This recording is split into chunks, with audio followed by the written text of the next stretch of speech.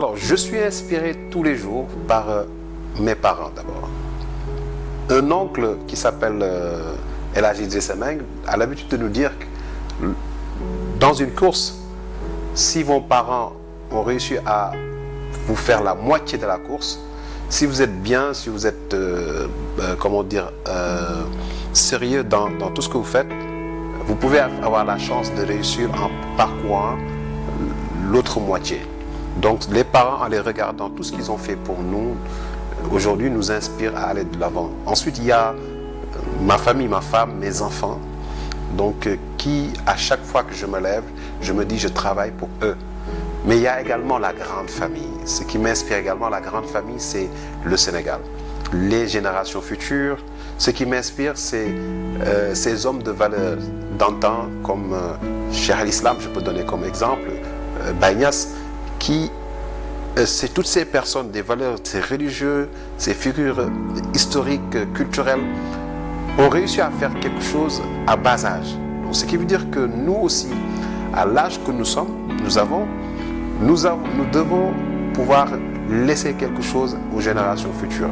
Et donc, le fait de me poser la question tous les jours, qu'est-ce que je devrais laisser aux générations futures, ça également, c'est un motivex que je pourrais dire, qui me pousse tout le temps à dire il faut se lever, il faut aller de l'avant. Donc, ce qui me pousse également à ne jamais abandonner, c'est cette citation: derrière toute difficulté se trouve une double facilité. Dieu nous propose la double facilité, nous le promet, et donc à chaque fois que je me lève, je me dis, même si ça ne va pas, je me dis, aujourd'hui ça va aller, donc je vais avoir ma meilleure journée parce que Dieu a prévu quelque chose pour moi de bon. Donc ça aussi, ça nous pousse à ne jamais abandonner. C'est ce que je donnerai aux jeunes et que je me donne moi aussi. La première chose, si on veut entreprendre, il faudrait tout simplement développer d'abord son état d'esprit, son mindset, être positif dans tout ce qu'on fait, avoir de l'ambition, mais également être quelqu'un d'engagé, de pouvoir le don de soi, de donner sa personne à la société. On ne peut pas devenir un entrepreneur sans pour autant être engagé. L'engagement, c'est le bénévolat. Le bénévolat, c'est tout faire sans même attendre un retour, un merci. Et donc, je dirais, pour devenir un entrepreneur, il faut développer son taux d'utilité sociale. Le taux d'utilité sociale, c'est quoi?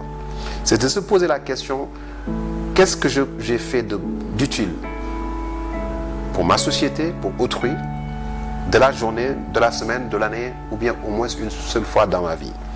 Donc ça, le taux d'utilité sociale également, c'est être derrière des initiatives.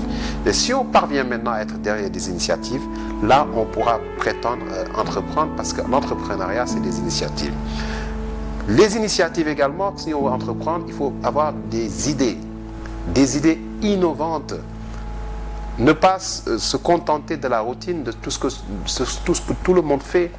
Il faut sortir du cadre et proposer des choses qui intéressent les populations. Si vous voulez entreprendre également, allez écouter les gens, regardez-les, observez votre environnement, observez la nature. La nature nous a tout donné. Et n'oubliez pas, toutes les connaissances, toutes les inventions ont été données à Adam. Et nous faisons partie de Adam. Donc Dieu nous a donné toutes les possibilités de créer. Et donc, en tant que jeunes, nous devons avoir un esprit qui doit être connecté très souvent aux idées, comme on dirait ce Wi-Fi qui est là, qu'on n'arrive pas à voir, mais pour pouvoir s'y connecter, il faut tout simplement allumer son téléphone et le Wi-Fi pour voir qu'il y a tant de Wi-Fi qui sont connectés. Donc les amis, on a des milliards et des milliards d'idées qui sont là à nous attendre à être exploitées.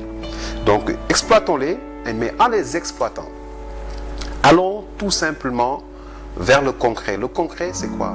J'ai une idée, je vais essayer de faire valider cette idée par des personnes. Est-ce que cette idée que j'ai, est-ce que ça intéresse un tel? Mais également, essayons de faire des études de marché.